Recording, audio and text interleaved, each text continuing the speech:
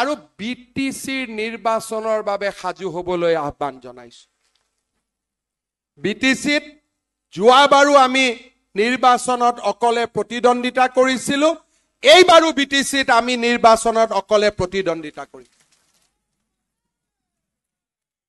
আমাৰ পঞ্চায়ত জিলা পৰিষদত মিত্ৰতা আমি নকৰো, নিৰ্বাচনৰ পিছত আমি যি কৰিব লাগে আমি কৰিম।